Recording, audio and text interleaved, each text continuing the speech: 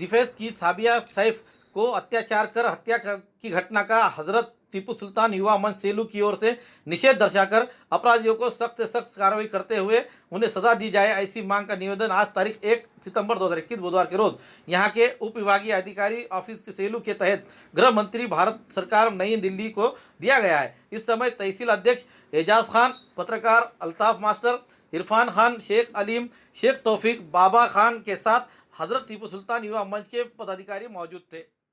चलते हैं अगली खबर की तरफ। शेयर करें, लाइक करें, कमेंट्स करें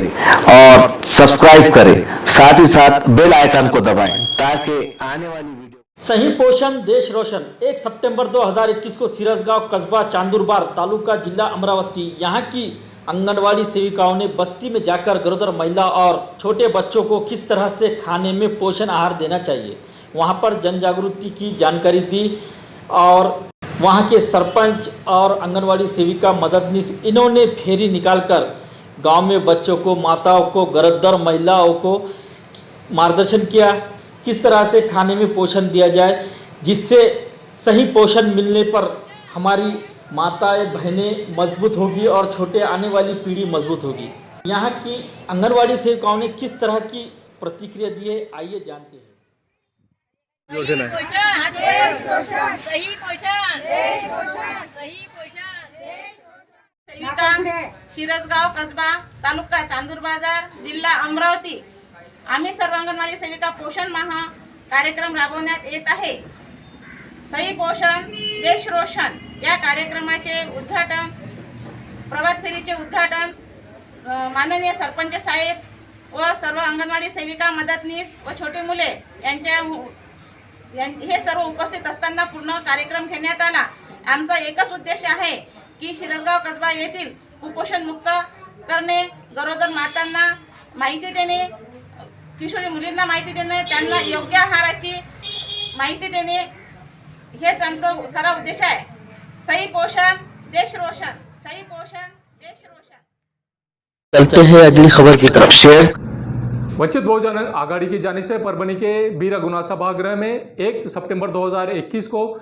कार्यकर्ता और पदाधिकारियों का मेड़ावा लिया गया और मेड़ावे में जिस तरह से इन्होंने रणनीति बनाई, किस तरह की रणनीति रहने वाली है आने वाले परभनी ज़िले के हर तालुके के नगर परिषद इलेक्शन में और स्थानिक स्वराज्य संस्था के जिस तरह से इलेक्शन होने वाले हैं, इसमें किस तरह की रणनीति इनकी रहने वाली है, इस बारे में भी चर्चा की गई है। और परभनी शहर महानगर पालिका के इलेक्शन भी जिस तरह से होने वाले हैं, इस बारे में भी चर्चा की गई है और किस तरह ये लोग काम करने वाले हैं, इस बारे में मालूमात दी है परभनी के वंचित बहुजन आघाड़ी के जिलाध्यक्ष आलमगीर खान। इन्होंने आइए जानते हैं किस तरह की प्रतिक्रिया इन्होंने। आज वंचित बहुजन आघाड़ी के प्रदेश कार्यकारिणी से आए हुए अध्यक्षा रेखाताई ठाकुर, गोविंद दड़वी साहब और विभाग के कमेटी के पदाधिकारी, वंचित बहुजन आघाड़ी परभनी ज़िला संवाद मेड़ावा आज आयोजन किया गया था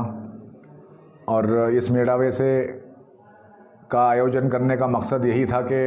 किस तरह से वंचित बहुजन आघाड़ी के कार्यकर्ताओं को एक ग्राउंड लेवल पर काम किया जाए, किस तरह से पक्ष को आगे बढ़ाने के लिए क्या जिम्मेदारी से काम करना चाहिए, ये सारी तमाम बातें आज यहाँ पर प्रदेश कार्यकारिणी के द्वारा की गई। और जिस तरह से आने वाले चुनाव में हमारे सामने जो इंतखाबात हैं उसमें वंचित बहुजन आघाड़ी अपनी भूमिका किस तरह से निभाएगी, किस तरह से बूथ बांधने का काम किया जाएगा और वार्ड रचना के बाद जिस तरह से विभाग या वार्ड में जो तरीक़े से आज आगे वार्ड रचना की जाएगी, उस पर देखते हुए वंचित बहुजन आघाड़ी अपनी रणनीति को तैयार करने की पूरी कोशिश करेगी। और साथ ही साथ ये कहना चाहता हूँ कि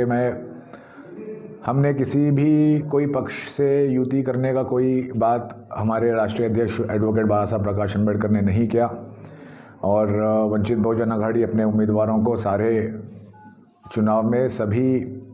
वार्ड्स में, ज़िला परिषद के सभी चुनाव में अपने उम्मीदवार उतारेगी। तो इंशाअल्लाह ताला मैं पूरी उम्मीद करता हूं कि परभनी ज़िले से परभनी की आवाम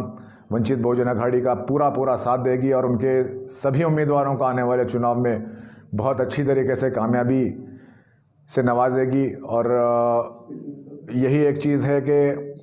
बहुत ही नाजुक वक्त है और हमको इस वक्त को समझना चाहिए और पूरी हिकमत अमली से हमको अपना निर्णय, अपना डिसीजन लेना